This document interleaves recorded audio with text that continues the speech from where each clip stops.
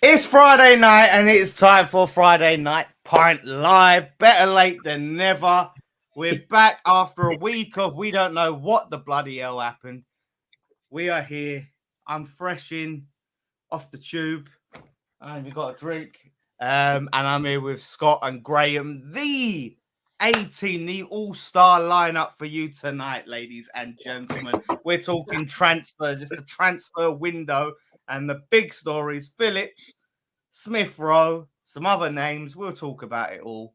A little bit about the cup game, a bit about coming back to the Premier League on Sheffield United. But listen, Scott and Graham, Bert and Ernie, Waldorf and Stetler. How you doing, mate? You all right? Good. Yeah, mate, everyone had a good week. Yeah, I've had a week. It seems to have dragged a bit this week, I'll be honest. Well, it's over now, Gray. It's over now. I know. And like this now. But this is almost what hasn't dragged is this transfer window because I haven't even noticed that there's been one. Really, mate, it's the same every transfer window. Names are thrown about and the month draws on, and then we get to the last couple of days before the end of the transfer window. We still haven't signed anyone, and we go and panic buy someone. Rinse and repeat. Yeah, but I think there's so many football clubs out there at the minute that, especially like Premier League clubs, that have got this FFP hanging over them that they can't dip their toe into the market. They need profit and sustainability. That was the other thing. Profit and sustainability is the other thing. But because I can't think of any transfers that have happened in the Premier League. No, I don't think anyone's signed. I think there might be one, if that, and that's the mad thing about it. Normally this time you've got someone making some moves, but nobody seems to want to dip their toe into the water yet. Jordan Henderson went to Ajax. Oh, I tell you what an idiot he looks like. I'm gonna go over there and I'm gonna change the culture. I'm gonna change it, man, and change the plan. And so he's there for 5 months, and he's like, "Oh, I don't like it." Yeah, I tell you, if I shut my eyes here, Dan, it's almost like he was here. That is Jordan Henderson, Dan. That is the perfect Jordan Henderson impression. That guy, all he's got to do is turn around and say, "Look, they offered me loads of money. Do exactly what I'm doing at any other football club. I took the money. Money's everything. That's all I really care about, because that's all footballers give a shit about is money." So, but you know what the thing is? They get the money. But then, a few months in, they're all going, I want to leave. They're not even honouring the contract. Wasn't it the same when the Chinese league was taking off? Like, players were going there for big money, millions of pounds a season, and then they don't come in back to Europe after 5-6 months. Because that's it. At the end of the day, all the money in the world, obviously, look, there's lifestyle is a big part of it, but also playing in proper competitions. The Champions League and all of that, and that proper honours that mean something. You want to achieve something. Mate, all I can say is, whatever Henderson thought he was going to change out there, whatever he was smoking at the time, can he send some this way? Yeah. Well, he'll get plenty of it in at Ajax, in Holland. That's probably why he's gone there, mate. Yeah, exactly. It's all legal over there. But I mean, look, let's just get the Smith-Rowe thing out of the way, because it looks like that's not going to happen. Smith-Rowe apparently doesn't fancy it. He wants to stay at Arsenal. He wants to keep warming their bench. He's quite good at it. He's one of the best bench warmers in the league. Keeps that nice and toasty. And Arsenal, want to keep him. And look, it's one of them. Like, to me, I look at that.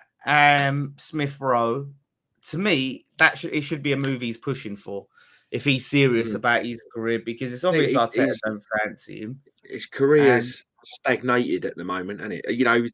When he broke into the Arsenal first team, he was like, the next big thing and all that, and then he's just sort of gone backwards a little bit, hasn't he? Really, I think he's made 2 appearances this season. Or something, and he made 2 appearances all season. And I was speaking to some Arsenal fans I know, and they was a loan deal don't make sense for us, and it don't make sense for him. But really, the way I look at it with a loan deal, and in theory, if you're Arsenal, short term, they want to raise some cash, right, and that sort of thing. But with a player like Smith-Rowe, no one's going to currently pay what they're going to ask for Smith-Rowe. Now, if he comes to West Ham and has a loan deal and plays really well, then they're able to ask for some serious money, because we'll go, yeah, we want to keep him. And then they can say, well, and then the other clubs will look and go, yeah, well, we're interested as well. Then they can ask for big money, or they've got a player there that's now had game time that they might go, oh yeah, actually we want to keep him, rather than just letting him. He's not going to start against Palace on the weekend. He's not going to start the game after that. So, but I mean, I mean, in recent years we've had some good finds from the Championship.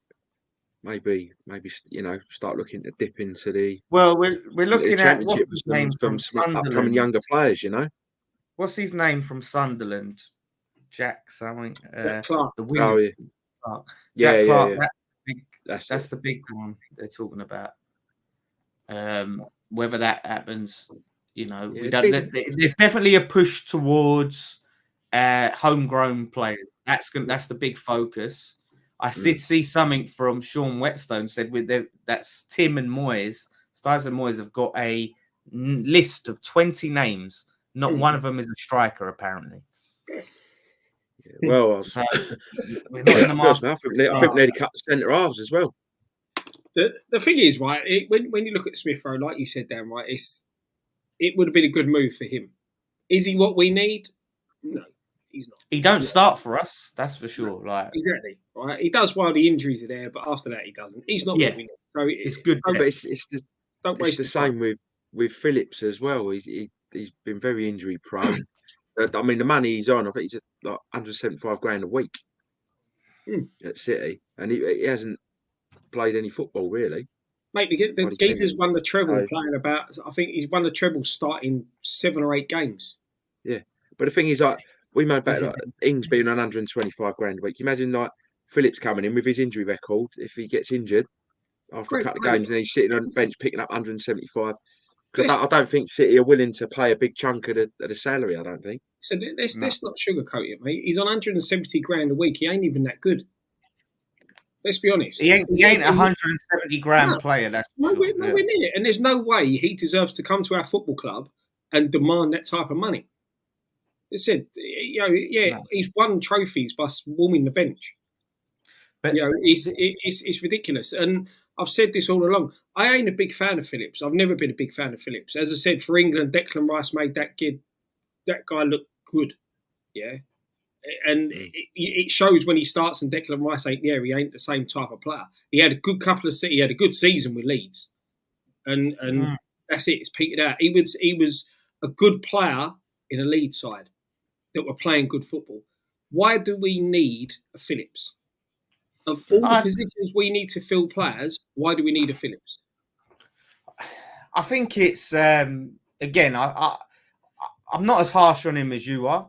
I don't think he's a 170 million pound player. I think he'd be a good player for us if he stayed fit, and especially gives us. I think I'd start him over Souček in a heartbeat. And I think that improves that position. But like you said, if you're gonna. This is a big problem with these type of players that make that big jump. He's made a massive jump from Leeds to Man City, where he's not been ready for it, but they've put him on huge wages. And then when you don't factor in there, then you're in a situation of you're either stay and languish in limbo or you take a wage cut.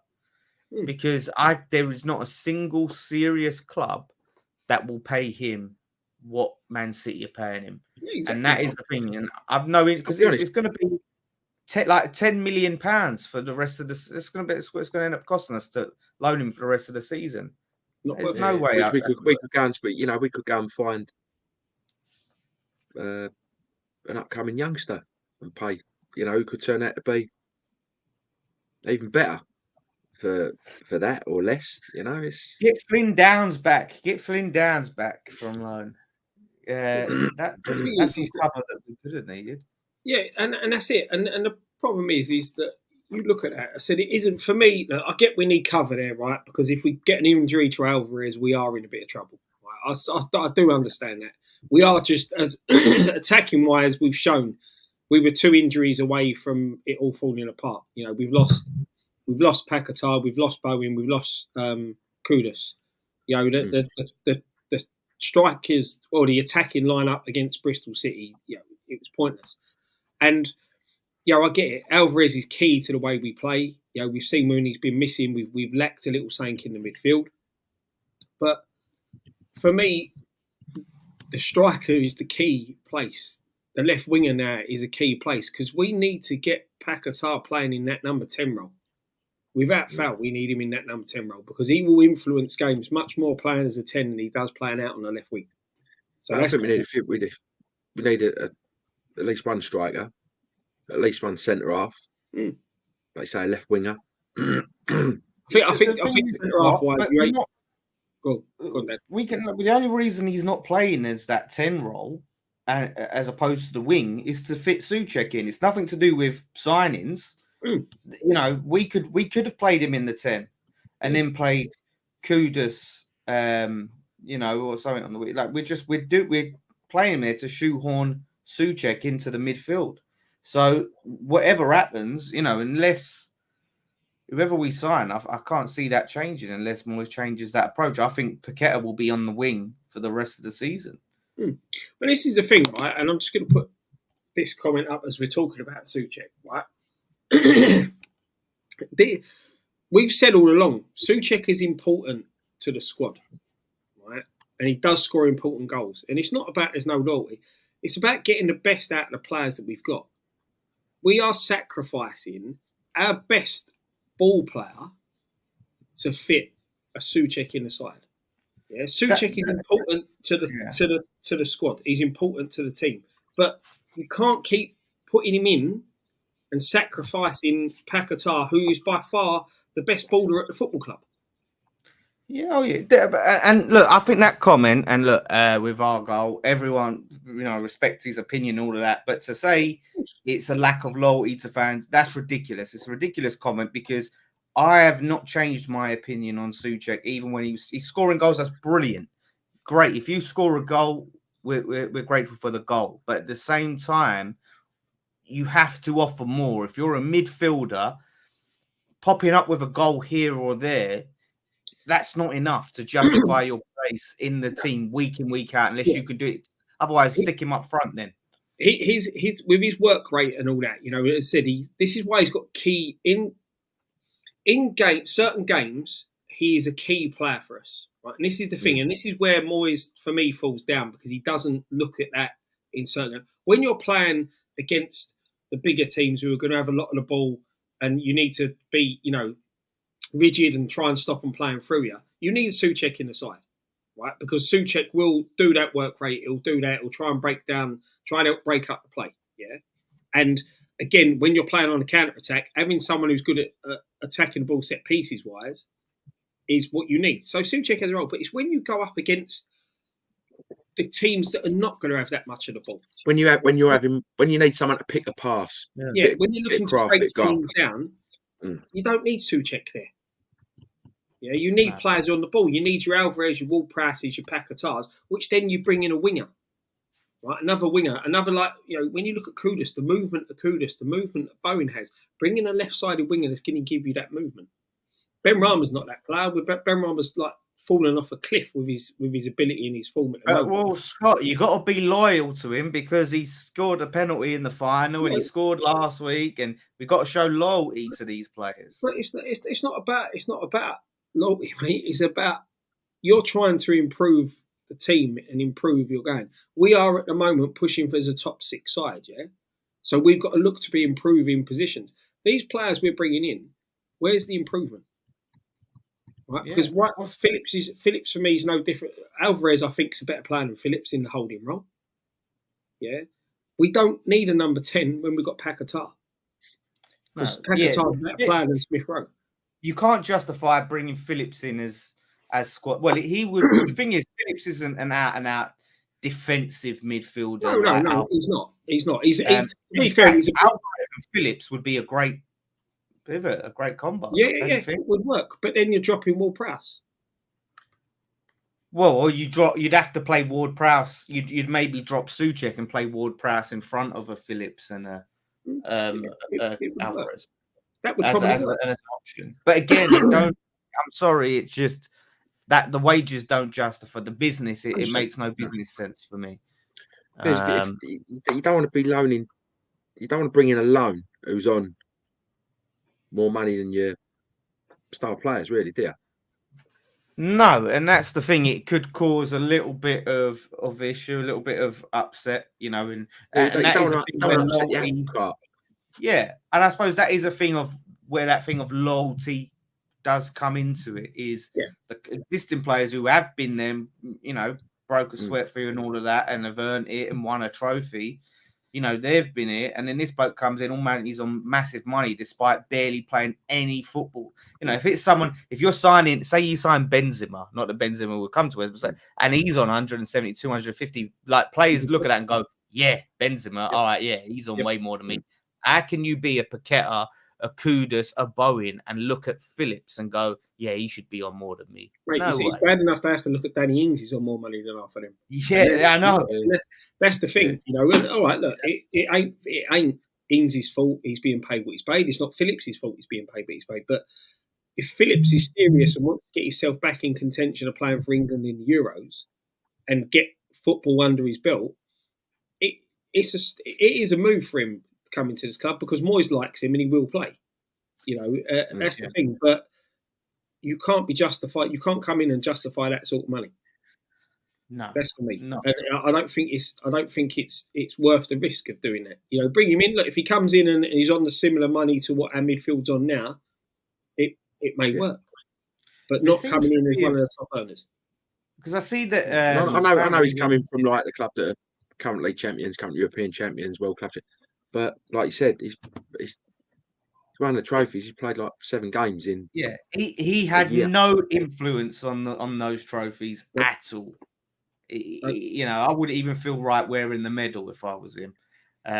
You know, and that's but it seems that we're really trying to get these players, these loans. You know, we're looking at apparently Wan-Bissaka on loan, which is an area cover, right back cover. We do need. Johnson keeps turning down contract offer after contract offer. He's linked with Leeds, a move to Leeds.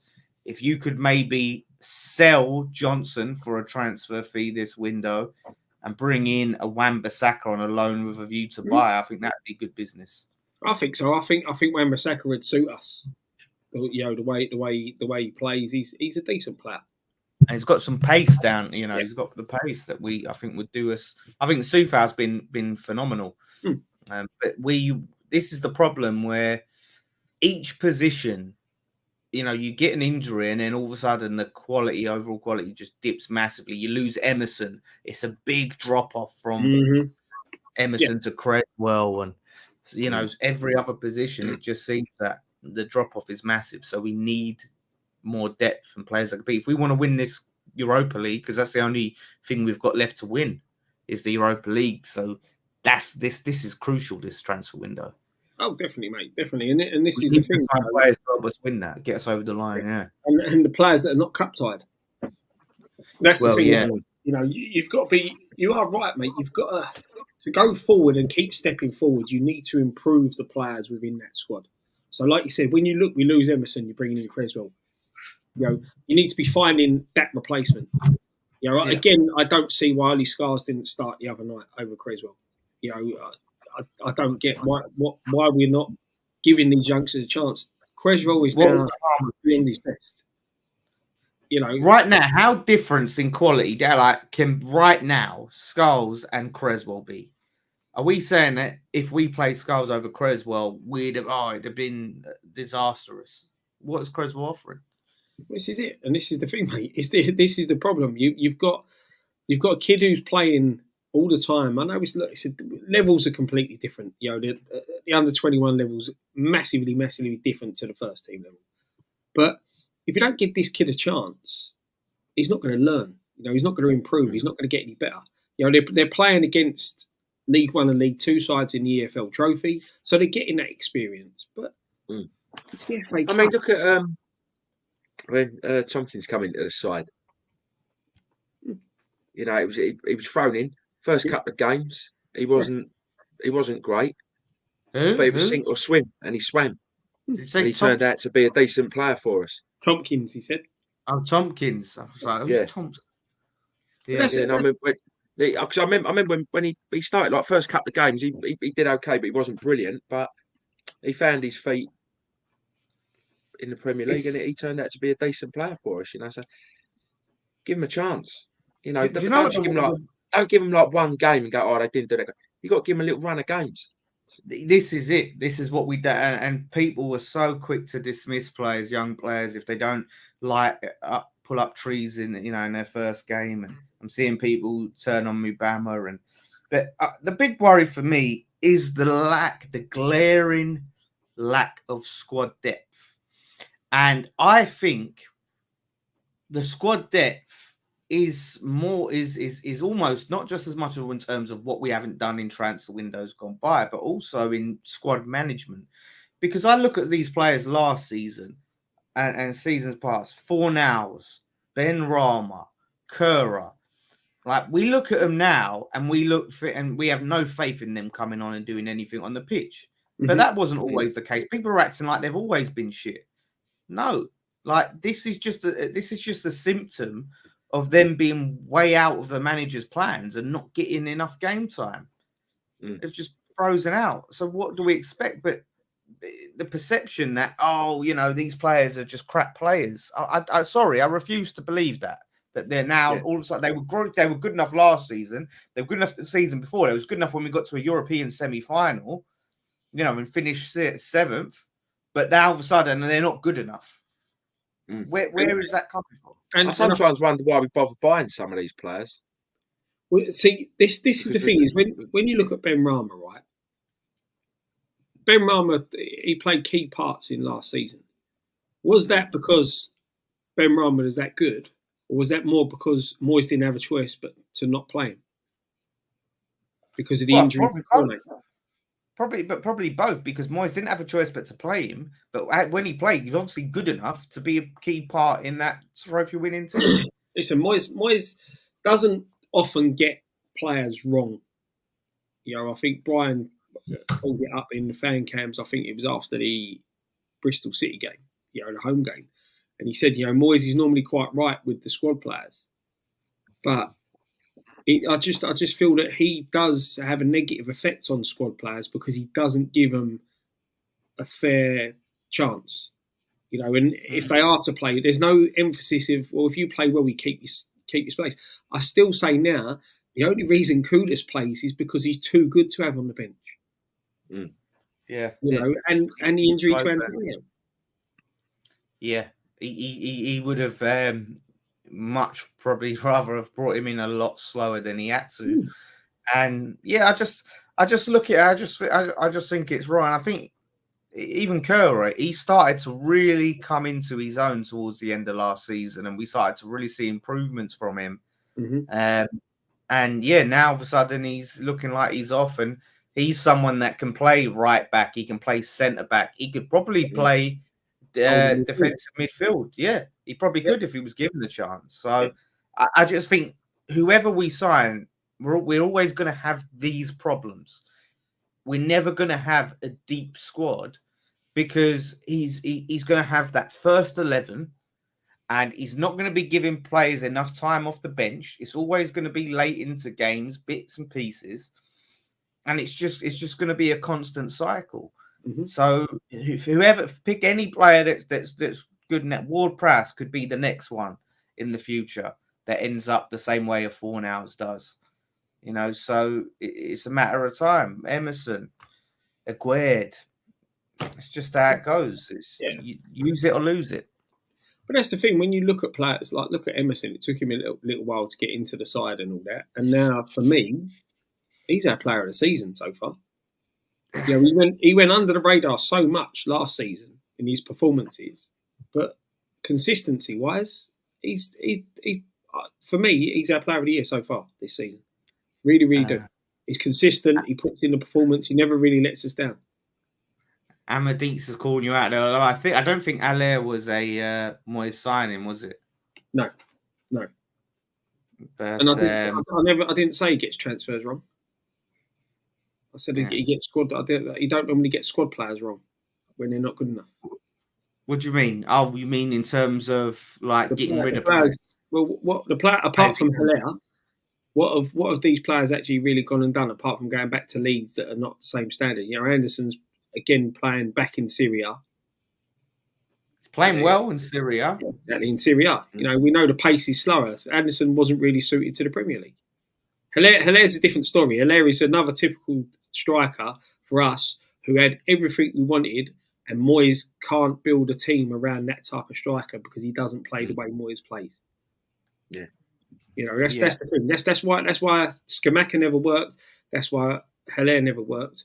Not because of the player's ability, because the manager picks a team that is about work rate, about playing a lone striker that has to work really hard. That's why Antonio works. That's why Arnautovic works, because he turned them into they had the work rate they wanted. Hilaire doesn't have that work rate, you know, so you're not going to get that. So instead of building a team around a potent striker, and when we got Hilaire, he was a potent striker, we build a team around a back four.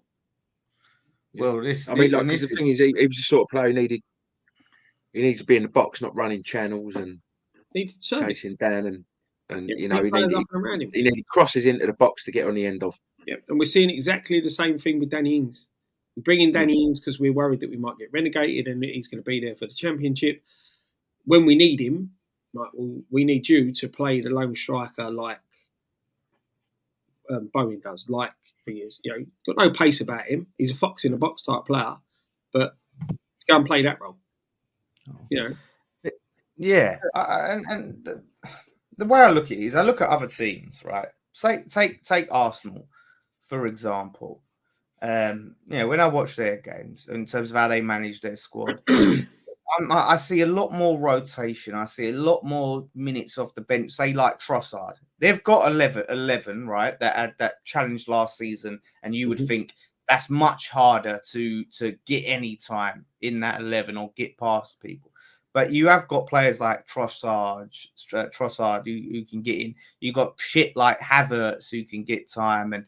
But so when players go down, these players have been playing, whether it has been 30 minutes off the bench or 20 minutes off the bench here and there. But a lot of the time, we're in games and it's like 85 minutes and there's no time off the bench. We had that game. We were like, what was the game we won 3-0? Was it Wolves? Arsenal?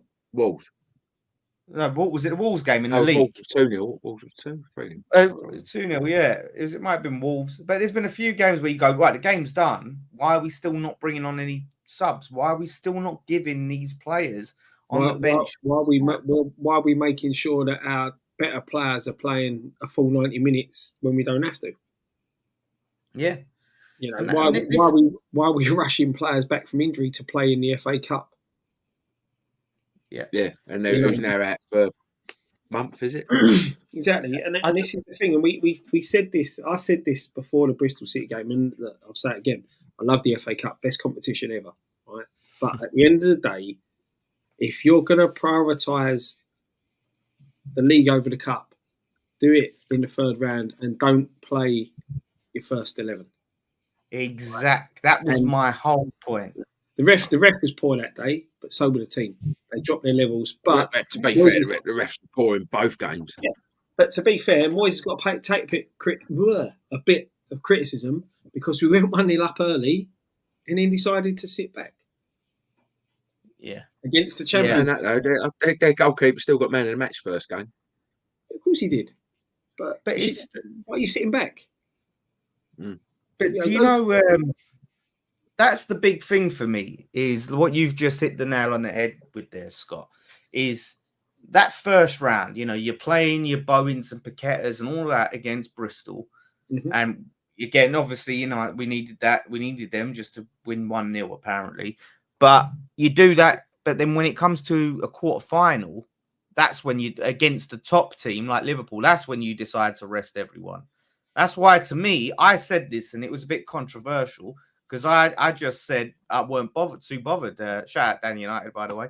I weren't too bothered about going out in the FA Cup because we don't have the depth.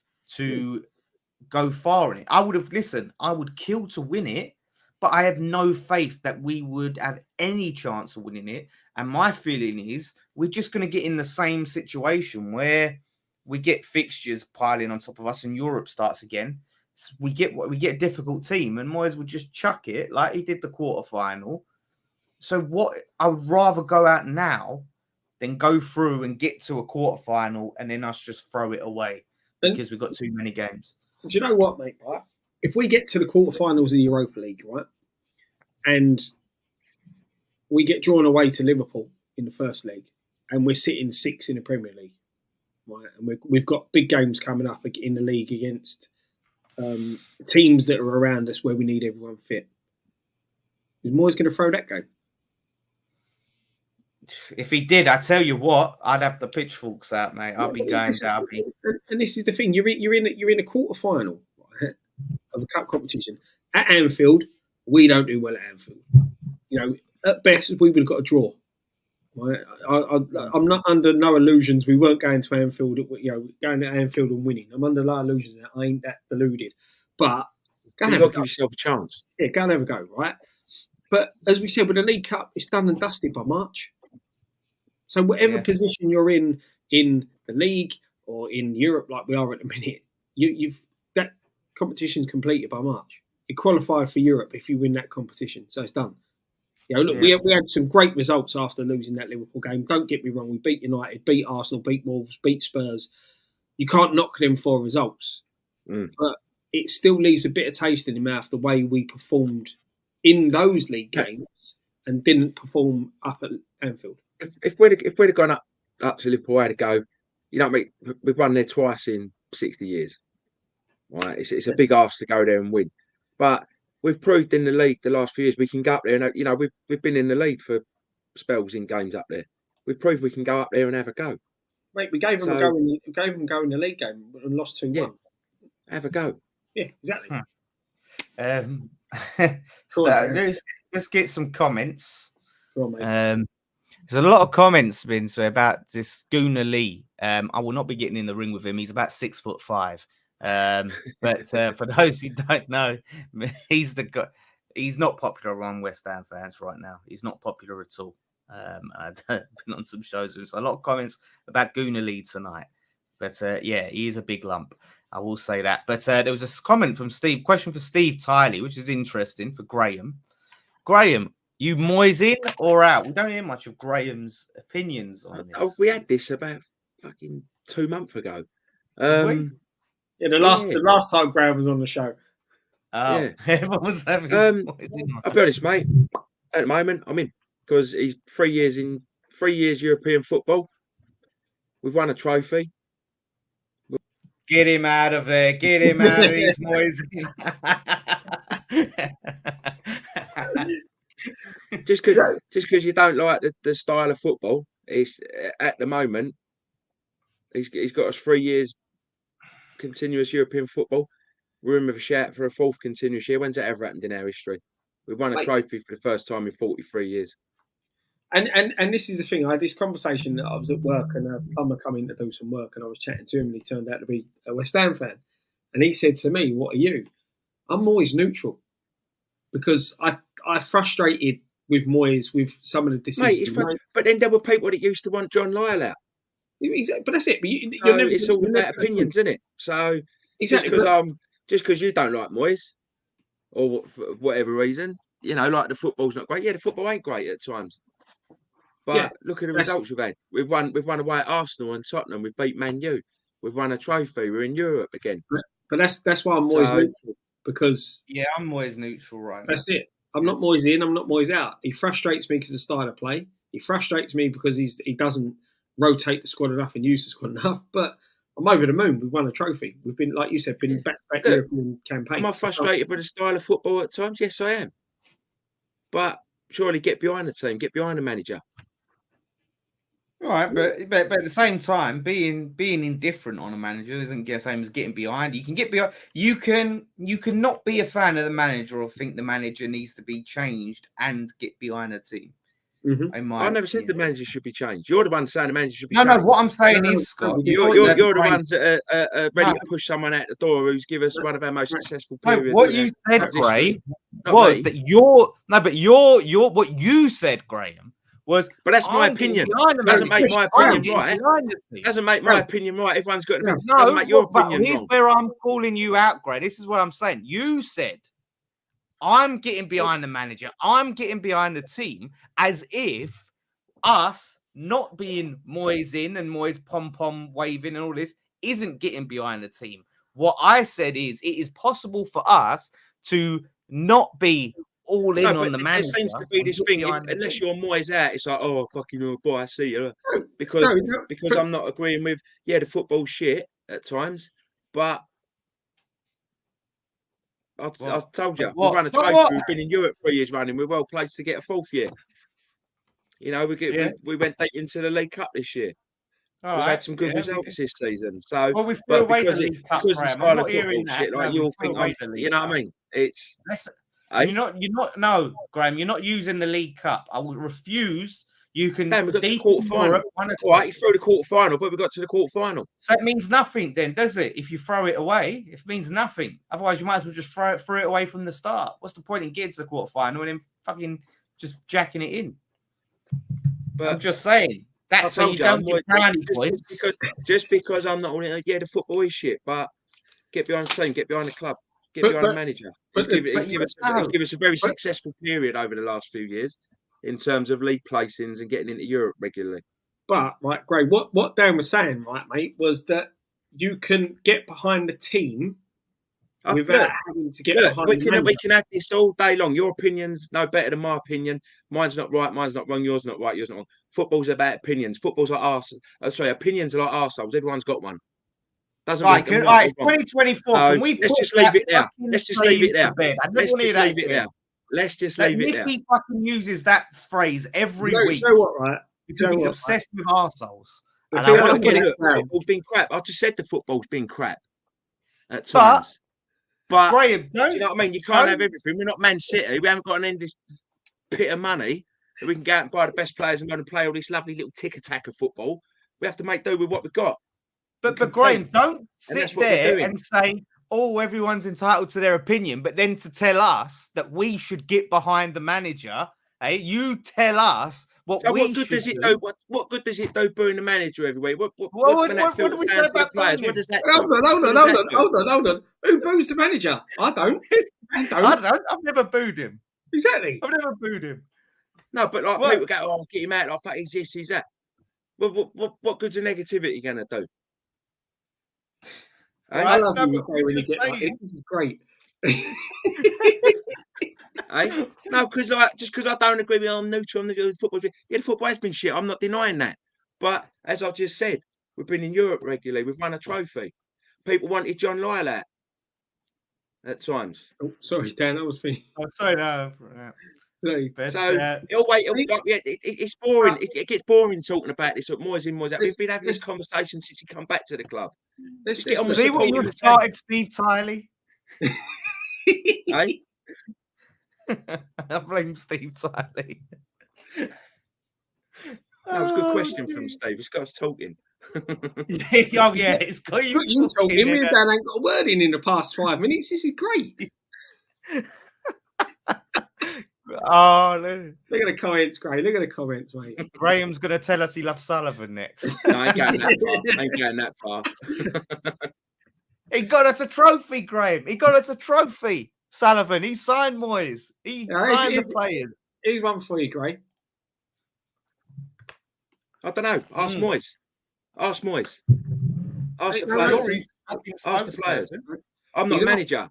He's asking you, why do you, it's your opinion, why do you think? Because whether we're playing Man City or we're playing Bournemouth, we play the same way. Right. We don't take it to teams enough. Yeah. Moyes. I've said the football has been crap. I'm not denying that. We don't take it to teams enough. But I said what I said, so bollocks. You did. Yeah. Well, that's it. Yeah, but the same way. Look, To me, my thing is about Moyes. I wouldn't. I'm not a fan of the football. Last season was horrendous, apart from that trophy. But I'm waiting to see how this season pans out. I have not said Moyes out once this season. You can go and look through my tweets. You can look through every video I've been on. I'm not saying you did. All I'm saying is, 10 years from now, when we look at the record books, we're not going to go, West Ham beat Tottenham 2-1 away. But Tottenham had 70% possession and like 30 shots on goal. But in the football was shit. All it's going to say is Tottenham won, West Ham 2. People ain't going to remember that. Okay, but here's the thing, Graham, right? Here's the thing with that. Yeah, you're right. But at the same time, Graham, we go to football not to look at the record books. We go for the experience, for the enjoyment of being at football. Yeah, so, that was true 30 years ago now, but now it's a results-based business. It's a money business. Right. Managers can lose their jobs after 5 or 6 games. Hold up. It's not like years ago where managers could be in the hot seat for 10, 15, 20 seasons and you had long-term managers at clubs. It's changed. It's all about money and results now and how much money you can bring in and accumulate and the global brand. That is what it's about to the players, the manager, the boards, the Premier League. Yeah, but I know what you're going to say, not the fans, but the fans don't matter anymore. It's the money men that count. Yeah, exactly. But then you've got to look. I take winning scrappy 1-0 every week. I'll take that all day long, right? Because if we played shit and won 1-0 every week and won the league, would you moan? That's what I was just about to say. But like, obviously, you're on one tonight because you're jumping in and like, you know. Yeah, and you can't give us that, Graham. That's not possible. But you take that because you're winning trophies. Yeah. Am I entertained when I win that trophy? I am. That one moment I win that trophy, I'm entertained. When I see West Ham, the euphoria you feel when you're going through, both like what we saw in the Conference League, going through, scoring the goal, the euphoria of that goal going in, knowing you've won that trophy. Yes. Would I sit back and look at that and think that was one shit season? Of course I would.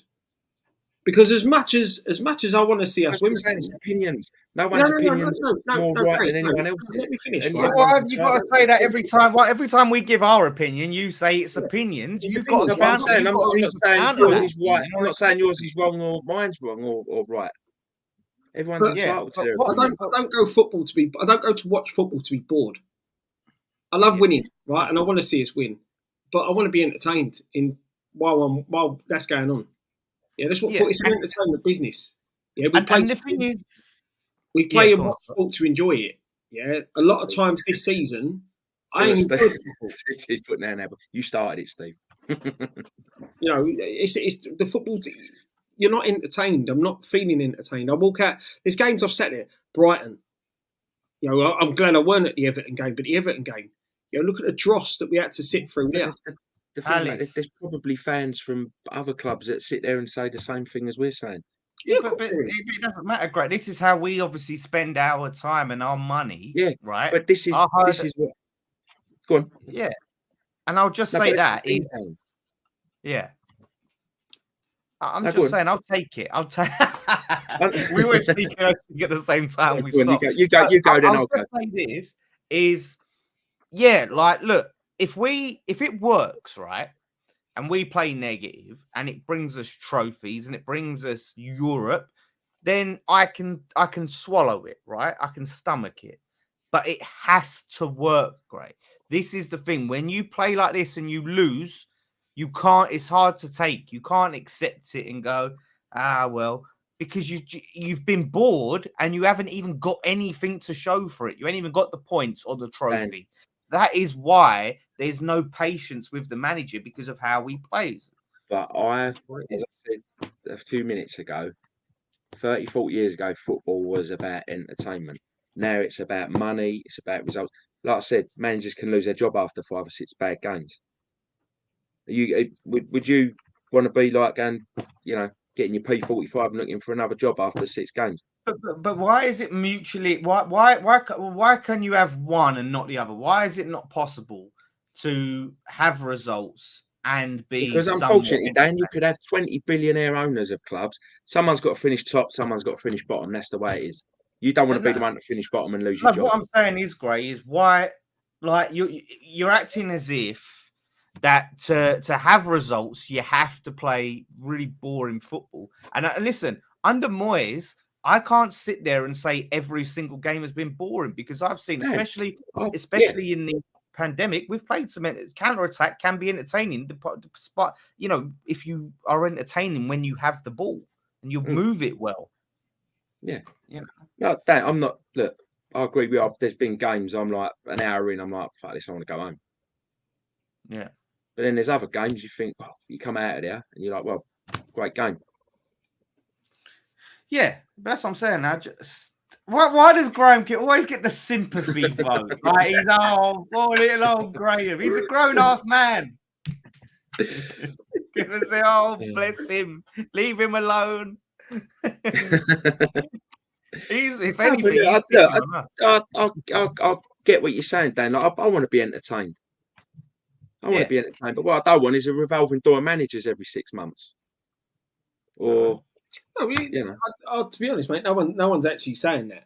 No one's actually saying you want a revolving door of managers. You don't. You want consistency. But then say we get a manager in, and we come in, we go gung ho. Every game's like 4-3, 5-3, whatever, but we end up bottom half of the table.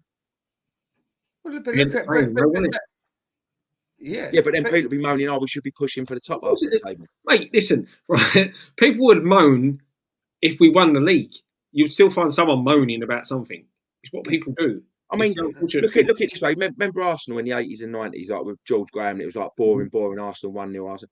They won league titles. Yeah, of course it did. But then at some point they had the style of football. But then they had to progress, didn't they? They had to revolve. And under Wenger, they played some really good football and entertaining football in one thing. So and they won leagues. And then they've had a spell like they're playing entertaining football now. They still haven't won the league in years. No, but it's not. Do you reckon the Arsenal fans would now rather be playing, getting boring 1-0s or perceived to be boring 1-0 than winning the league? Would they have won the league then by playing boring? You have to then be able to say, Graham, if they played boring football, they would have won leagues. They could have played boring football and won fuck all still, and they probably would have. And that's the thing. Like you could play boring football in the league, moan, get a manager in who plays out of this world football, but you don't win anything, and people will moan. I'd rather play entertaining football and not win anything than play boring football and not win anything. If that's the two options. If we're not winning anything, regardless. Unfortunately, Dan, it's the Sky generation. Everyone thinks it should be Champions League unless you're in the top 4 or winning trophies. It doesn't matter. Don't really agree with that, because I want to be entertained while watching football. I'm not Sky. I want to be entertained by watching football. People want to win stuff. It's not there is a generational thing where people were more bothered about qualifying for the Champions League over winning a trophy. That's the thing. We see that. We see that with Arsenal fans. You know what I mean? They won back-to-back FA Cups. They won 7 FA Cups in 8 years or something crazy like that. And all they would give a shit about was finishing 4th in the league. What you know? It's you look at Newcastle. Would I make a Villa? Villa play a little bit more on the front foot and second in the league. Apparently you can't do that. You've got to play shit football unless you're a Man City, but they're not a Man City. They're like us. But it's just to say that it's possible, Graham, is what I'm saying. It's possible. Yeah, of course it is. Of course it is. It's possible. Like Graham said, it's possible that you could win. You could play entertaining football and win the league, or you could play entertaining football and finish down near the bottom. And the thing of that is Leeds. Look at Leeds. You've got to balance what you want. Football the first season, we're pushing, like doing well, climbing the league. Played entertaining football the second season. See you later. And that's the thing. Say we got a manager in, we had 10, 15 years of playing entertaining football. You come out there entertained every week, but we got absolutely nowhere near Europe, nowhere winning a trophy.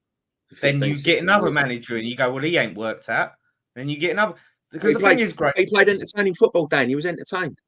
Okay, but the point is, Graham, is what we're trying to do is like Villa's doing, is find a manager that can play entertaining football and progress us up the league. Or what are you? Because let's have it right, Graham. David Moyes. Let's have it right. Come on, let's have it right. No, let's have it right. David Moyes has more years behind him as a manager than he has in front of him, right? We can all agree. Whether he gets a new deal, there will be a time when David Moyes leaves this club. And, you'll say, whatever happens, we'll say fair play. Thanks for the trophy, whatever, right? I'm not trying to push him out the door, but he's going to leave eventually. There's nothing we can do about that. So are you suggesting, Graham, once he leaves, we should get another defensive manager in rather than try and get an attacking manager because we might go down the league, we might not win anything. Like, he's going to leave. We're going to have to get a new manager at some point, Graham. So I'm not saying we haven't. I'm not saying we're going to say that. Okay. What would you? But do you think we should get another defensive style manager in? No, I'd like to have a manager that will pick the right tactics for the right team. So not play. You've got to have an overall play against Bournemouth like we're playing Man City and just sit off them. That's no disrespect to Bournemouth, but Bournemouth they're like a peer side. You're going to be able to go toe to toe with a team like that rather than going toe to toe. So I would like a manager that will adapt the squad and the tactics to the team that's in front of us and not play the same way every week. But you're not going to be 50-50. You still have an overall philosophy of play, Gray. You still one way or the other. Moyes. Look, Dan, we'd all love to play like Man City and like ping it around and all that. But if you do that, if you go like that against Man City, that's when you get on the end of no a 5-6 one's asking for that though. No one wants that. No one's saying we should. You want to be entertained, Dan. To be honest, I find watching Man City quite boring. Yeah, but we're not saying that necessarily. Ping. It's like watching a training game. Yeah, but we did that under Pellegrini, and I didn't enjoy it. I want to see us move the ball quickly and directly forward, trying to progress the ball. Whereas we saw a lot of games this season, Fulham, Palace, where it was sideways, backwards. That's what I don't want. I want to see us, try and make forward passes, keep going and going. Leads under Bielsa, but we've actually, where we can, no one's saying we can't ever play defensively, right? Yeah, you have those games. Like you go up against the Man City, no one's going to grumble if you park the bus, right? Yeah, but I'm saying adapt the tactics to the team in front of you. Yeah, yes, so but the thing is, right, is what you're looking at, right, is if you're looking, we're looking beyond Moyes, right? We're not saying sack Moyes right this minute. Moyes will leave the football club, right? Eventually, Moyes will leave the football club. What direction then? Right. So, say Moyes was to go at the end of this season. We qualify for Europe again, right? And Moyes decides to bail out.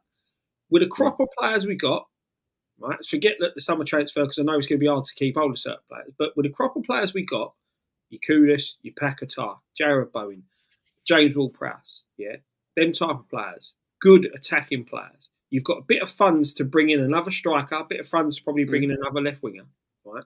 What do we go for in a manager? Do we go for a defensive-minded manager that's going to play very similar to Moyes because that's what the team plays now? Or are we going to look to progress and go, right, we've had that. We've got a bit of defensive stability with the side, what Moyes has installed. Do we then want to go, right, we're going to try and play a bit more on the front foot, play a bit higher up the pitch? So we're going to look for a manager to do that. What would you go for if that was Moyes comes out and says, end of the season? I'll be honest, I'd rather have a manager. My one gripe with Moyes is he never seems to have a plan B. Mm-hmm.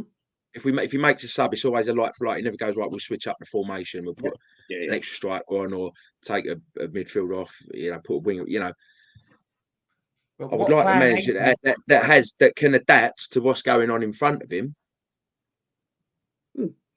Which is it. So that in both aspects, you'll have games where it's going to be boring to watch, but you'll have entertainment as well. Because there'll be other games, like you said, you're adapting the style of the play, and that's the thing. And this is Moyes' biggest fault is that we approach a Bournemouth, we approach a Luton like we're playing a Manchester City, like we're playing an Arsenal, right? Let's be real. Right? Which is what I said. Yeah. That's all any of us is asking for is a manager that will play that, because there's more Bournemouths in the league than there are Man City. Yeah. So that means when people say they want an more attacking manager, I for a manager that's going to play attacking football against the teams around us that we can play it. Not to say you go to Liverpool, you go to Man City every week and you try and play them off the park. No. You can counter-attack those teams. And we see Arsenal, I was buzzing with that. We fucking conceded 30 shots. Yes, brilliant. You out-tacticked them. Great. But Bournemouth... which is what I'm saying. But yeah, why but does that's it have still. to be? But again, Moyes is a defensive manager is going to play defensively most of the time, right? An attacking manager is going to play attacking most of the time. So what we're saying when we say we would like to be entertained, we mean in those games where we can flex our muscles like the Bournemouths and the Sheffield United. We're not saying that we have to have that against all the big teams. There are times and a place, great. Which is what I just said. Yes, but this is the point. But I think we're saying is we want attacking all the time and entertain all. We expect it every single game. No, there has to be times when you get things over the line. Like, look, the final, we played shit football in the final. All we cared about. I was on the edge of my seat. I wasn't paying attention to the style of football we was playing because it was a cup final. That's there and now. I don't care. But if I go week to week, most of the time, I don't want to be bored for 90 minutes. Great, is what I'm saying. Dan, I was talking to my dad the other week about it because my dad was at the cup final in 1980. That was a poor game. Yeah, but no one remembers it because we won. Exactly, but that's what we're saying. None of us were bothered how well we played in the final because we won the final. That's it. You look at that. Our best player at the football club at the time was probably our worst player on the pitch. And no, that's overshadowed because we won. Right, so that's all the thing. All you care about is the win. You're in there and you're on the edge of your seat. And you just just win, win. This is where it's very hard to sit there and say I don't like winning 1-0 and playing badly because it's winning. But it's just sometimes you want to be. We've had a few games this season where we've sat off teams we shouldn't be sitting off and been bored shitless and got beat. And they're the games where we should be going for the jugular because you go for the jugular, you get beat. Same as Bristol City in the first game. 1-0 up early on, we play shit, we play defensively, we get forced to a replay that we didn't need, and then we get beat. Can I just point out the hypocrite in the chat, Scott? There's a hypocrite in the chat. We have a hypocrite. Done you there, Dan. I don't remember seeing you at the last home game, Kev. We got a hypocrite. Was he there? Was I not in his seat, Scott, in the last game? Was I not sitting? I think one of the league games, you was in his seat. Yeah. Yeah, I think I was in his seat. Funny enough, I nicked his seat for Bristol, but he was there because he come and stood with me. So late, turns up late, leaves early.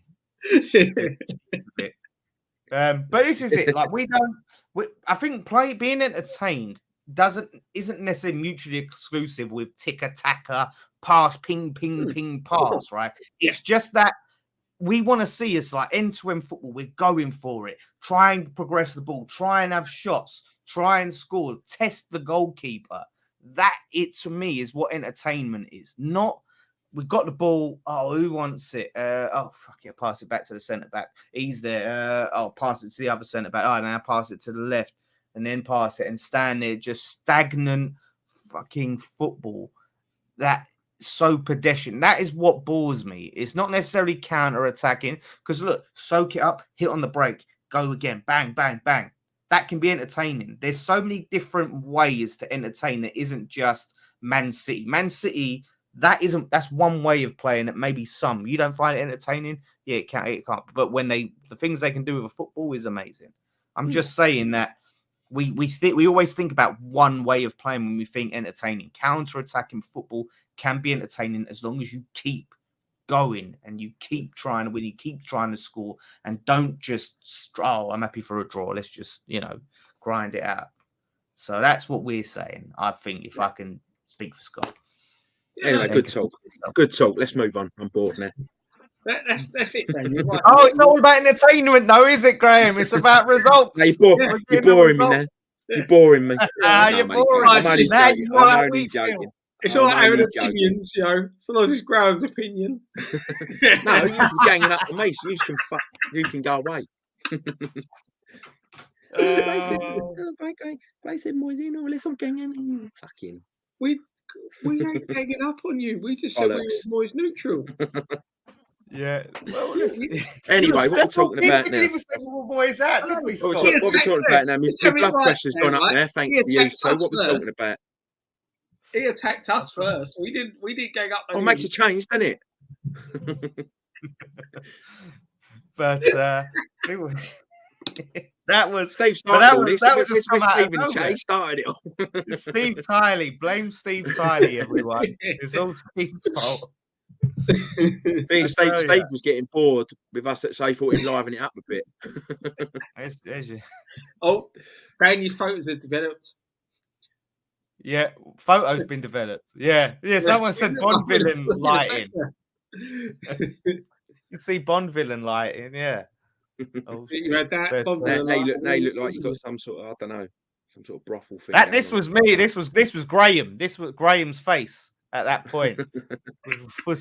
No, I'm a lot older than you. Like you got to think of me. Buddy boys. Oh look, Steve's been all in. Oh look, I'm innocent. Look, he's been all innocent, man. Look at him. But yeah, no, like we was about to get to the comments, and then we read the first comment. Bang. I saw the question, and I'm thinking, oh, please don't put it up. And then you fucking went and did, didn't you? Which lighting do you watch Babe Station in? Yeah, this get the pink lighting out for that one. But yeah, that's threw me off. Right, where's the questions? Well, we had comments. Greetings from we just get some comments. We get to the end. Greetings from Antarctica. Bloody hell, it must be. I tell you, I'm playing how cold it is here. Gary Crawford. A few West Ham outlets are saying Moyes and Steidson ain't agreeing on players this month. This is why we ain't got anyone. We're back to that from the summer. Yeah, that's the same story from the summer. I think some outlets just want some repeat, didn't they? Kent Iron says Jonathan Rowe is better than Clark. Clark is another Benny. Tricky but not explosive pace. Rowe explosives, quick scores, goals. Younger and Clark. It will cost less, and I don't want to give Spurs any money. And Spurs have got a sell-on clause on Clark. Apparently, I don't know how much that is for. Phillips overpriced. Kent Ammers. We've gone from Kent Irons. Kent Ammers odds sign Phillips, and we could use a double pivot with Alvarez, but I'm always won't drop Big Tom. We need to get the grammar in Kent. We need looked into here. I'm trying to read these. You Kent. I think I'm trying to make sense of that. Yeah, no point buying him if he's a bench warmer. Yeah, fully agree, mate. Right. So now we look. Well, we might as well go and have a lay down now after all that. We're looking. You know, we had the shocking performance against Bristol, which I'm glad I did not watch. I literally was about to come down, turn the telly on to watch it, see we was 1-0 down, and thought, Joe, what? I got some studying to do, and chose to study instead. And I'm glad I did. I went for a long run instead. But the thing is, now we go. We've got a big game in the league, haven't we? You know, Sheffield United. Yeah, we might as well talk about that. Yeah, Sheffield United.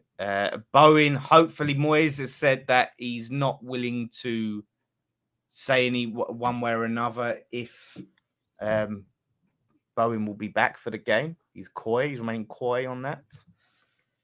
What do we? I mean, hopefully that would be huge. Paqueta, I reckon that would be a step too far. Yeah. Ghana are currently bottom of their table, so hopefully it won't be too long for Kudus to come back. I feel so bad for the Ghana fans because we're sitting here praying. I bet their best boy comes home early, and they want him to perform and win the trophy. So it's a bit bad, but we just look toothless. That's the problem. Without him, without Bowen, without Paquetá, we look absolutely toothless. You know, Cornet, from what I read, you know, as I said, if you watched it, Dan, you can pull me up on it. But Cornet missed a sitter, over hit a pass. You know, but. Can we really blame him? How much game times he had? He's got to be rusty. This is it. This is the thing, you know. And if Paquetá is out, with Benny now being suspended, does he have to start? Well, that's the thing, isn't it? Yeah, Benny's suspended. what's the other option? Really, he had Emerson on the wing at one point, right? Maybe, but then it's just that leaves you then maybe Johnson left back, Emerson on the left wing, and then Soufal obviously right. That's the only other option I can think of, apart from Cornet. If he has no faith in Cornet at all. And but this is the thing. This is all relying on Bowen being fit. You know, because without Bowen, then again you're going for Danny Ings or Mubama, and I feel a bit sorry for Mubama because we've been calling for him to have game time. We've been calling for him to play. You know, he comes in early on against Bristol, didn't he? And doesn't have the best game. You know, it was a lot, but the team around him didn't play well. And for me, we're not trying to play to his strengths. You know, so we've got to get. You know, I don't agree with getting on the kid's back. He didn't look great against Bristol, from what I see. But again, as a youngster coming into a side, unless you're a special talent like a Rooney, that type of talent, it's going to take you time to get up and running, and you need the better players around you to be on their level, so that it makes it a bit easier for you to bed into that team. No one was at any sort of level against Bristol. So it's hard. You've got to feel for him a little bit. Yeah, he's got to do more when he's playing. He's got to offer more when he's playing. But you need the players around you to do that. So if Bowen's not fit, or even if Bowen is fit, do we look to start Mubama up top and push Bowen out wide? You know, because we know Moyes isn't going to change the system. The system will be the same system. This could be a time to change it, like I think, because if you're going to play Ings, why not play Ings with Mubama? This would be the time. By the way, Scott, can you get off your burner account, please? You're using up all the bandwidth. Scott, that's Scott's burner account, ladies and gentlemen. I saw him. That's definitely not mine. But yeah, I'll be honest. I think Sunday could be a bit similar to the Bristol game. I think we might get bullied a little bit. Side, I think we're going to get bullied a bit. And this is the thing. I think we should approach this game how we set up against Brentford. You know, we were playing well. What was it? 2-1. We were leading at one point. You know, playing that sort of two up top. We need to be looking to do something different at the minute. We need to win this game, and this is a team, honestly, by far the worst team in the league, one of the worst teams the league has ever seen. We should be winning this game, regardless of the injuries. The manager has to just sit there and get the game plan right and the personnel right. I think we have the players to beat them. It's just about who he picks and how he utilizes those players. Because look, we've still got Zuma, Aguerd, Mavropanos as an option. We've still got Emerson available. You've got Alvarez, Ward-Prowse. So the back part of the thing is really strong. Then it's just about getting the forward line and trying to select those. So the midfield is key, and we should easily win the midfield. So, okay, if we're not going to be able to be as dominant when it comes to creating chances and testing the keeper, then let's try and make some set pieces happen and do them on set pieces, because obviously Souček will play. So you've got Souček in that regard, or play to Souček's strengths. But the thing is, though, Dan, is if you're looking at if Sheffield United are a physical side and a physical unit, playing 4 set pieces sort of plays into their hands. Yeah, you saw that with Bristol City. You know, I think I was chatting to Dom after the game, and he said when you look at physical Championship sides, that's their bread and butter, set pieces. You know, that's what they were looking for against us. You know, they don't get me wrong, they had some chances in that first game. I didn't see the second game, but if you're going up against a physical Sheffield United side, you can't be looking at set pieces, because we are not as physical at set pieces as we used to be. Well, I wonder before we can see how many set pieces they've conceded this season. Actually, that will tell us something. Yeah, it could be that they are pretty poor at set pieces, and it could be the way forward, which is where we say with Souček, he becomes a key component within that side. I mean, when we played them at at ours earlier in the year. They're one of the poorest sides I've seen there come to us for a long time. Yeah, but they might be a different beast at home. That's the thing. You know. Well, their record. What have they? I mean, I think they won against Brentford their last game, according to this. They lost Chelsea, drew Aston Villa, lost to Luton at home. They lost to Luton at home recently. Before then, yeah, they're a poor side. Look, if we're a side that are looking to compete and get into Europe, we should be able to beat these. And we have to if we're serious, because we've got some tough fixtures coming up after Bournemouth. We've got Sheffield United, Bournemouth. We get 6 points here. That's huge. We need to start putting some distance between us and the teams behind us. Man United are creeping up. Newcastle, obviously, are there. We can put some distance between us and Newcastle. We just have to be serious, and we've got a better squad. Obviously, don't sit there and think we can just roll them over. But yeah, why not? We shouldn't be scared. We've got quality players there. We've spent a lot of money on our squad compared to them. Well, that's the thing, though, Dan. But you've got to remember we have spent a lot of money, but our best attacking options possibly are all going to be out. This is the thing. The backup isn't there, and that's what worries me. Like you said, this opportunity with these next two games, and there's no disrespect to Sheffield United and Bournemouth. I don't expect us to win every game. Well, I probably do, because that's why I did the previews and thought we'd win every game. But you know what I mean? Well, if we'd have got all the results, we'd have won the league 3 years running. No, that's great, isn't it? But you don't set foot on a football pitch thinking you're going to lose. So, not at this level. No, you've got to be looking to win every game. And these are two games that we need to be looking to win. Because, like you said, try and put a bit of a gap between us and the teams that are chasing us now.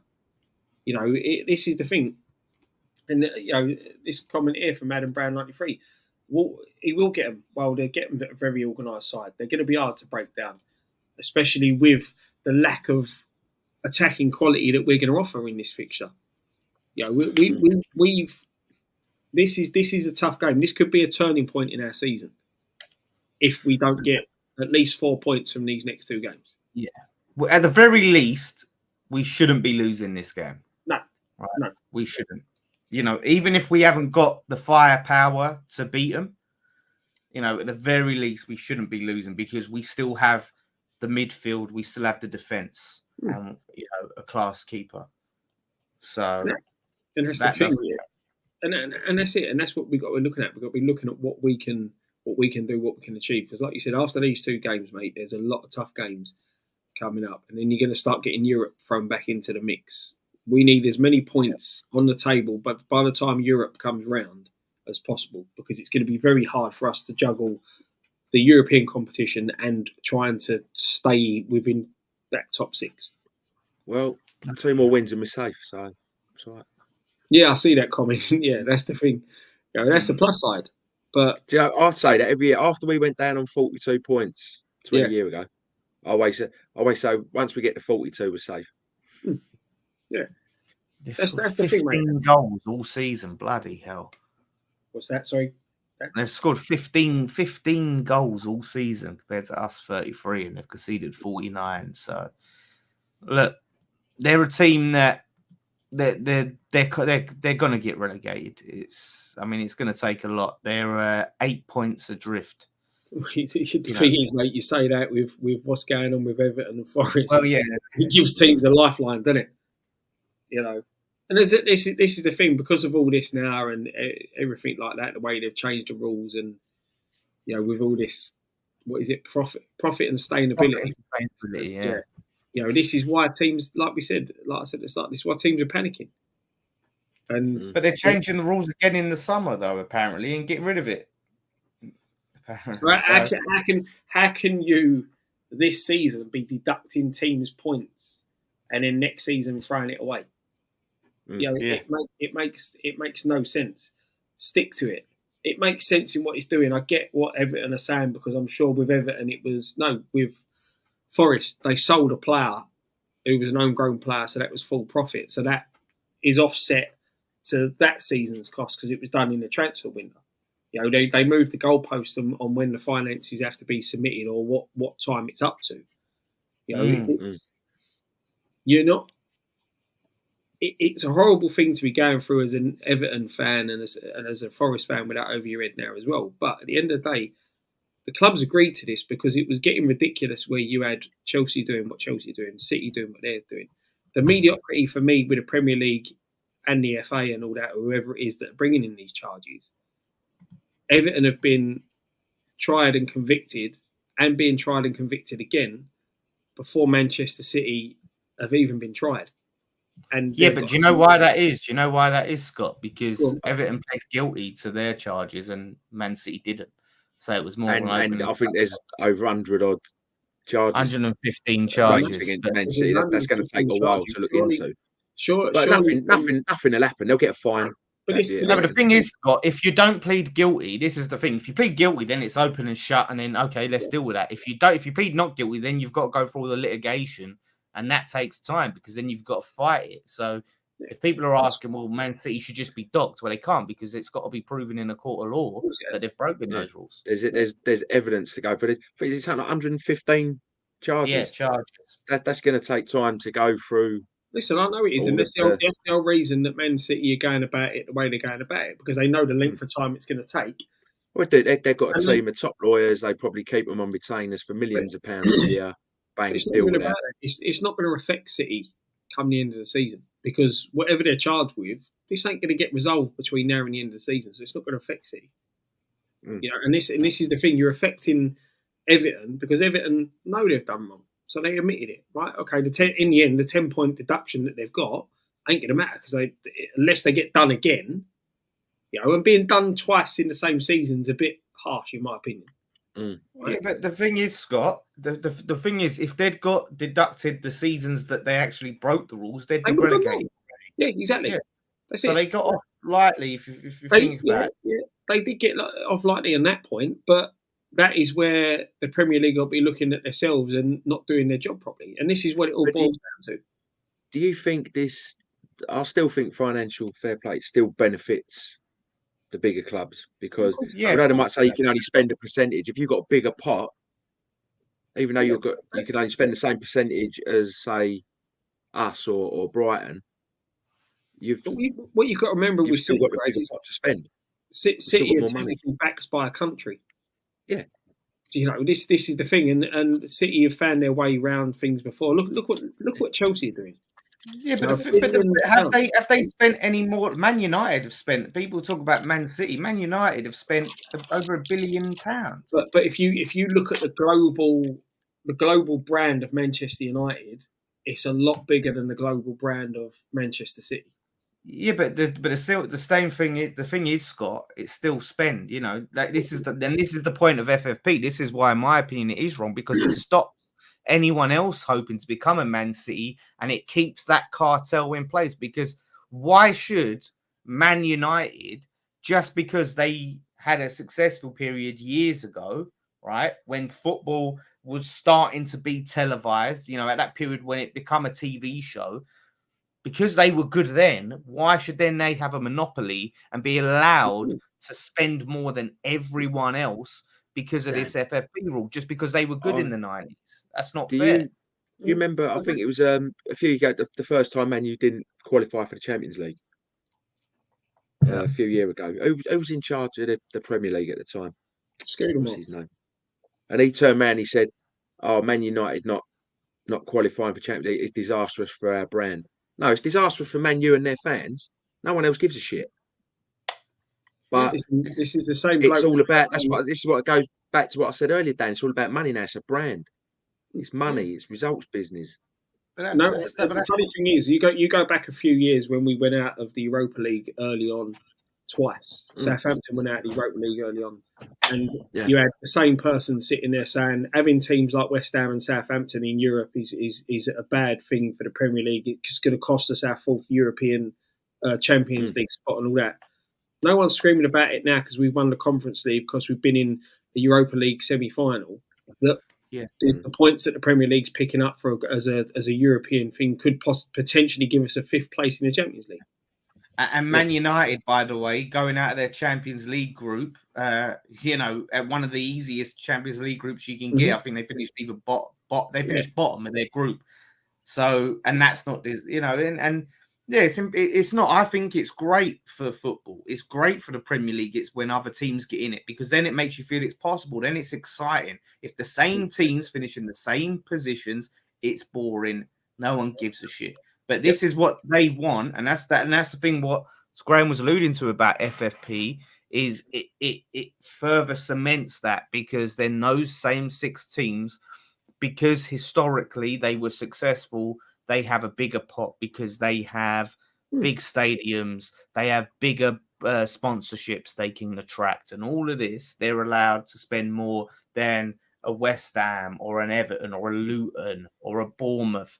Why is that? Why should that be acceptable? Shouldn't bin it off. Look, if you get a new red owner, fucking let them spend, because at the end of the day, there's diminishing returns, and we've seen it before. There's teams that have tried it. Everton tried to spend their way up the table, and it backfired massively, and they did not break the top 6. But the problem is, Dan, with what you're saying, is that you then get a situation like at Reading, where an owner comes in, spends a load of money, doesn't get anywhere near the Premier League. Now he's refusing to pay people.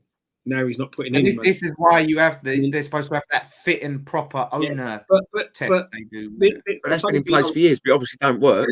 No, but the thing is that it's that you say, like, if with the Saudis that come in and bought Newcastle, you know, they can't just splash the cash. Yeah, they can't do that type of stuff because of the financial fair play. So they're trying to build, you know, and progress, right? But on your thingy, you're saying, well, let them go and spend. If they want to spend 200 million, 300 million, 400 million, they want to spend £1 billion, let them spend £1 billion. Yeah. But then 3-4 years down the line, they've spent £1 billion and not got anywhere. And then they think, a bit bored with this now. This toy ain't working no more. I don't want to play with it no more. I'm not going to put any money into it. And then you lose a football club like Newcastle out of existence because you've allowed this playboy owner to come in and spend all this money because he thinks he's got his nice new shiny toy. Look at my toy. This is great. Look at all this money we're spending. Look at the players we're bringing in. Do you know what, though? I think football then collapses completely. The whole pyramid collapses completely. No, I mean, there's going to be, obviously, you know, it's not going to go. There has to be limits, like anything. Otherwise, you end up like the Chinese Super League and now what the Saudi League's becoming. But at the same time, I think what they're also realizing is when you do have something like the Saudi League, if you want to compete with that, they're going to, and they want the best players in the Premier League, they're going to have to relieve some of the restrictions so we can get the best players. You can see the Mbappes in the Premier League and the Vinicius Juniors or whatever, all them top players. If they care about their brand and all of that sort of stuff, having all these restrictions on every other club and just keeping those same clubs in power, you know, we're going to have less opportunity. Now, you know, you get them opportunities. Do you know what? You know, when there was all that about the European Super League, right? Was part of you like, well, I do bugger off, mate, and let the league become competitive, because do you know what it's going to take? All this financial fair play and all this, the money nonsense and the billionaire owners coming in. It was like people at the top end of the table don't bat an eyelid when it's like a Hereford or a Bury or teams like that. You know, Oldham were in the conference 20 odd years ago. They were in the top flight. You know, teams like that. When it's teams like that going down the leagues or going out of business, bear in mind they established teams have been in the league for like 100 odd years. You know, established teams. No one bats an eyelid because they're not Man City, not Newcastle, not Chelsea. No. It's going to take something like one of those teams to overstretch themselves, go beyond their limits, and then they're bankrupt and they're suddenly playing in the National League or whatever. Then people will start taking notice. Yeah, you mean of all this financial nonsense, eh? Like what? Yeah, Rangers. Look at Rangers. Yeah, you know, and that's the thing, and that's what you do need, but you don't want to see that. You don't want to see any football club. There needs to be. The problem is because there's no real way to sanction spending by football clubs. No way. Because at the end of the day, if they want to spend the money, look, agents have been ripping money out of football for donkey's years. They're finally clamping down on them. The amount of money that they take out of football is disgusting. But the only way you could do it, Scott, is put a cap across the board. Say every season, every club can spend 100 million max. That's it. You can spend 100 million, no more. Whether you're Man City or whether you're Luton, right? That's your limit, and that's the only thing. And then then it comes down to who can find the best players, not who has the most money. Who can find the best players? Who can coach those players? That's the only way you can do it. Yeah, but you can't do that without having that across the board in every league. Well, yeah, but it wouldn't be 100 million in the Championship. It would be less. No. What I'm saying is, Dan, is if you're sitting there. Oh, you mean Europe? Yeah, you've got to sit there and say, right, top flight European clubs in the top divisions can only spend X amount. But to be able to do that, you then need to bring in salary caps for players. Yeah. This is the problem. They won't bring salary caps back in. There'll be uproar. Players will go on strike. You can bring salary caps in because then the emphasis is on the player to perform at the highest level to get more sponsorship. Yeah, they'd have to try and get more sponsors. But that's the problem. Doing it in, and I think that's the other thing is if they want teams to be successful in Europe, English teams. So I think that's another reason they're lifting and relieving that FFP is because, the better our teams are that we have here, the more successful we're going to be in Europe. And the thing is, just this comment, I think it's a bit of a myth that Aston Villa have shown get a top manager, spend within your means and you can climb. Let's not pretend that when they got promoted, they didn't spend like absolute crazy and nearly get relegated. They eventually, after spending, 100 million this season, 150 that season, 100 million, they got a top manager. That was the difference, is Unai Emery, and it took them some time. But the thing is they got a top manager in. Yeah, they did spend them seasons. When they come up, like you said, with Dean Smith, what nearly killed them was for some reason taking on Gerrard, which was crazy in my opinion for them. But now they've gone and got Emery. He's installing what he wants to install, and he's getting the best out of the players that he's got. And this goes back to the manager argument, where you bring in a manager that has that about him, you get the best out of some players. And I'd be interested to see where they finish this season, where they are next season, and what they do. But it is, you get the right player right manager that fits the right club and the right players within that squad. They'll make them work. It will work. And that's what's going on at Villa. Villa weren't the bad side. They had a terrible manager under Steven Gerrard. He was absolutely useless. And this is the thing. And he's proving that again out in the Saudi League. So that's the mistake they made. Yeah. I think Troge makes a good point. He says, should copy the German model. And I think what he means is by fans having a 51%, didn't they? Yeah, owning a percentage of the club. Stake. Yeah, so that's how you ensure that those berries and all those things where clubs going bust don't happen, is the fans have some sort of stakeholdership in the club. But then, how competitive is the German league? Bayern Munich won the league 10 years running. Yeah, that's the problem. And that's the thing. It's what you want. Our league, the way it is, we have the media darlings that we all know they are. Right? I'm not going to say the big six because a couple of them clubs ain't big clubs, but they're media darlings. They're the sides the media want pushing for the title, pushing in that top six. The Sky Six. Yeah, but I'm going to say media because there's a lot more companies that are involved in football now than just Sky. It was the Sky 4 before, right? Yeah. But now, this is the thing. There's a lot more companies involved. And that's the thing. It's more competitive. A lot more competitive, a lot more entertaining, but it puts the German league puts their fans first. Yeah. And you see that the atmospheres that created at football games in this country are nowhere near as good as what you see in Germany. Let's be honest. We've all been there. We've seen Freiburg at our place. We saw who else we play? Who's a lot. Frankfurt. Look at their fans. Look at the atmosphere that they create. Yeah, I think that's a culture thing though as well. Is in Europe all the way, because I think the way that it's just not cultural here of how we go and support our team. You know, we don't, apart from a few embarrassing clubs like Arsenal and Palace, you know, we don't do the drama and have one bloke conducting the rest of the crowd and all of that stuff. Like, it kind of fits over there and you watch it and you're like, great. People do it over here, it just makes you cringe, you know what I mean, when they do it over here. And I just think culturally we're not that way. It will always be someone starts a song, everyone joins in, you know, and sometimes, we see some flat atmospheres because it's hard to get it going, but I think it's cultural. Yeah, no, I'm with you, mate. I'm with you. I mean, you go, like you said, I know a couple of people that was out for the game in Greece in the group stages.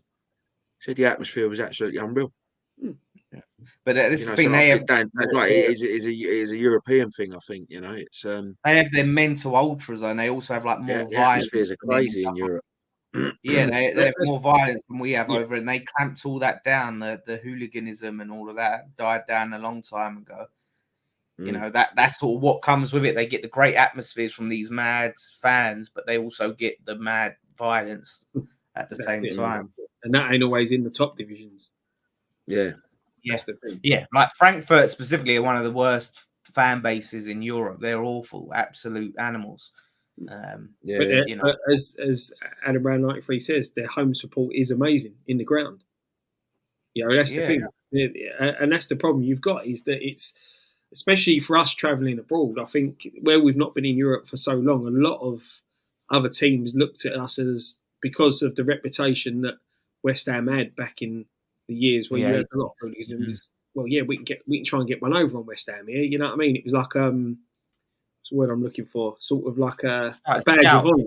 Yeah. You know, that's what it seemed to me, and that's why I think we had quite a bit of bother that we had. You know, it's a shame because we all go football to watch football and have a good time and enjoy it. You know, it's just, it is what it is. Well, there we go. I believe that's all the big talks. Springer's final thought there. It was a good one. It was one of them ones you come in with not much to talk about, and then it just goes off the rails in the best way. Spirals out of control. And then Steve lit the blue touch paper. yeah, Steve. Yeah. Well, I enjoyed it, lads, and it was good to chat to you two again. It was good. It was good fun. Got a lot off my chest tonight. Got a lot off my chest. We haven't good. Three of us ain't been together for a while, so that's good. Well, apart from that, you know, apart from that, we've not been together for a while. Yeah. No, it was good to have the dream team back together again. Thanks for the chat, all the comments. By the way, sorry it wasn't as interactive as it usually is. The chat just, like I said, my fault. Sorry, everyone. Nah, Steve Tyler's fault. Steve Tyler's fault.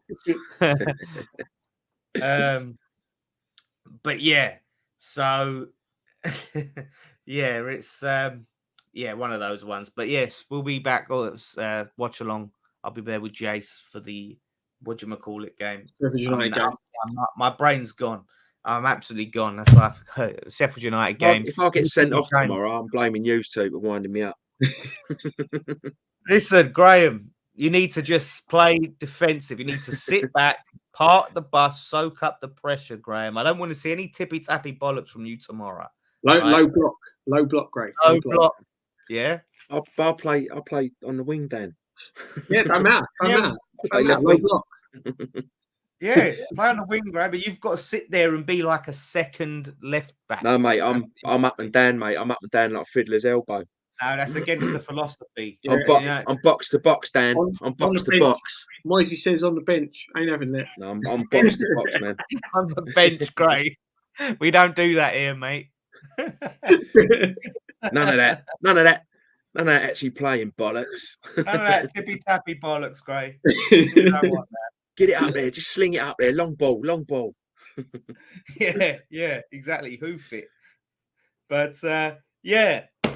Anyway, Nicky should be up there. He told me he's going to be in Sheffield, so there should be fan cabs.